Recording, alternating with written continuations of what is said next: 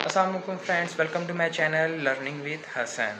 तो अब तक हम स्टडी कर चुके हैं कि what is surface, surface chemistry क्या है, फेस क्या है, फिर हमने पढ़ा एड्सॉर्प्शन क्या है, उसके बाद हमने पढ़ा एब्जॉर्प्शन क्या है, फिर हमने एड्सॉर्प्शन और एब्जॉर्प्शन के दरमियान डिफरेंस को स्टडी किया और उसके बाद हमने बात की थी फिज़िकल और केमिकल एड्सॉर्प्शन की। लास्ट वीडियो में हमने फिज़िकल और केमिकल एड्सॉर्प्शन का डिफरेंस पढ़ा।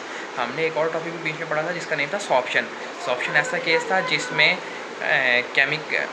एड्सॉर्प्शन और एब्जॉर्प्शन दोनों को डिफरेंशिएट नहीं कर सकते। दोनों प्रोसेस सेम टाइम पे हो रहे होते हैं, एक ही वक्त में दोनों चीज़ें हो रही होती हैं। तो इस कंडीशन को हम कहते हैं सॉर्प्शन।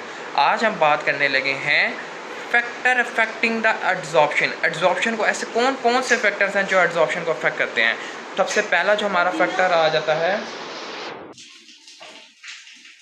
तो अब हम बात करने लगे हैं कौन कौन से फैक्टर हैं। तो पहला फैक्टर जो हमारे पास आ जाता है वो है surface area. Surface area of adsorbate. Adsorbate की नेचर क्या है, नेचर ऑफ एड्सॉर्बेंट। ठीक है, एड्सॉर्बेंट की नेचर क्या है, सॉरी मैंने पहले एड्सॉर्बेट कह दिया था। एड्सॉर्बेंट की नेचर की बात हम कर रहे हैं। एड्सॉर्बेंट वो सरफेस जिस पर एड्सॉर्बेट ने आकर चिपकना होता है। तो ऐसा एड्सॉर्बेट जिसका सरफेस एरिया ज़्यादा हो, जिसके पास सरफेस एरिया ज़्यादा हो, जैसे मतलब उसकी सरफेस या तो पोरस हो या उसमें कन्वर्जन्स हो, क्योंकि जब पोरस सरफेस होती है इसमें कन्वर्जन्स आती हैं तो उसकी सरफेस एरिया बढ़ जाता है। फ्लैट एरिया का सरफेस एक लिमिटेड होता है, फिक्स होता है, लेकिन जो पोरस और हमारे पास कन्वर्जन वाले कन्वर्जन कहते हैं, इस तरह फोल्ड्स आ रहे हो ऐसे ऐसे, ठीक है, तो उसमें सरफेस एरिया काफ़ी हद तक बढ़ जाता है। तो ऐसे जितने भी एड्सॉर्बेंट हैं जिनका सरफेस एरिया बहुत ज़्यादा है, उनमें रेट ऑफ एड्सॉर्प्शन बहुत ज़्यादा होगा। वो बहुत ज़्यादा सरफेस प्रोवाइड कर रहे हैं जिसकी वजह से ज़्यादा सरफेस से ज़्यादा एड्सॉर्प्शन हो जाएगी। इसके बाद जो दूसरा फैक्टर आता है हमारे पास, वो आ जाता है नेचर ऑफ एड्सॉर्बेट। एड्सॉर्बेट की नेचर क्या है। अब अगर हम गैसेस की बात करें, गैसेस में वो एड्सॉर्बेट, वो गैसेस जिनका लिक्विफिकेशन टेम्परेचर कम है, मतलब नॉर्मल टेम्परेचर पे, रूम टेम्परेचर पे वो लिक्विफाई हो सकती हैं, वो इजीली एड्सॉर्ब हो जाएंगी। क्योंकि अगर देखें उसका टेम्परेचर बहुत ज़्यादा माइनस में है ना, मतलब -70 -60, तो उसका एड्सॉर्ब्ड होना बहुत मुश्किल है। गैसेस का जो मोशन होता है वो बहुत फास्ट होता है, वो रैंडमली मूव करती हैं और उनका रेट ऑफ मोशन बहुत ज़्यादा होता है, तो जिसकी वजह से जो गैसेस लो टेम्परेचर पर लिक्विफाई होती हैं वो इजीली एड्सॉर्ब नहीं होती। लेकिन वो गैसेस जो नॉर्मल टेम्परेचर या रूम टेम्परेचर पे इजीली लिक्विफाई हो जाती हैं, जैसे कि कार्बन डाइऑक्साइड हो गई, ये 35 पे इजीली लिक्विफाई हो जाती है टेम्परेचर पे, तो इसका एड्सॉर्ब होना बहुत ईजी है।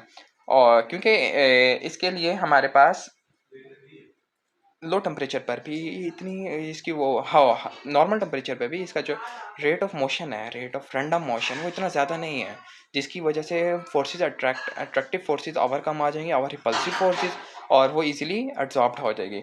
इसके बाद तीसरा फैक्टर आ जाता है हमारे पास प्रेशर का। हमने अब तक बात की दो type of adsorption, physical adsorption और केमिकल एड्सॉर्प्शन।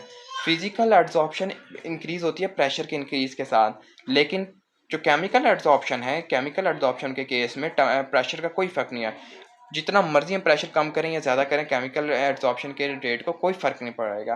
अब इसके बाद जो हमारा लास्ट फैक्टर आ जाता है, वो फैक्टर कहलाता है इफेक्ट ऑफ टेम्परेचर। ये बहुत इंपॉर्टेंट फैक्टर है जो कि एड्सॉर्प्शन को इफेक्ट करता है।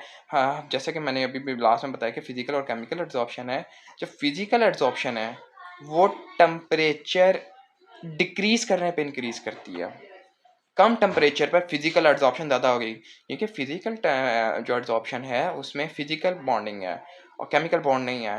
वो तभी डेवलप होता है जब अट्रैक्टिव फोर्सेस ओवरकम आ जाएं रिपल्सिव फोर्सेस में, और लो टेम्परेचर पर इतना ज़्यादा मोशन नहीं होता मॉलिक्यूल्स का, तो उसमें अट्रैक्टिव फोर्सेस ओवरकम आ जाती हैं ओवर रिपल्सिव फोर्सेस। और लेकिन जैसे हम टेम्परेचर बढ़ाते हैं, ये फिजिकल एड्सॉर्प्शन कम होती जाती है, केमिकल एड्सॉर्प्शन बढ़ती जाती है, क्योंकि केमिकल एड्सॉर्प्शन को चाहिए एनर्जी, और एनर्जी हम उसको टेम्परेचर की सूरत में प्रोवाइड कर रहे होते हैं। तो ये थे चार फैक्टर जो आज की वीडियो में हमने डिस्कस किए। इन चारों फैक्टर्स के बारे में आपको कोई भी डाउट हो किसी भी किस्म का, तो आप कमेंट बॉक्स में मेंशन कर सकते हैं। और मैं आपका बहुत बहुत शुक्रिया अदा करता हूँ। आपने चैनल को बहुत सपोर्ट दिखाई, आपने बहुत ज़्यादा शेयर किया, बहुत ज़्यादा सब्सक्राइबर्स गेन हुए मेरे लास्ट वीडियोस पे।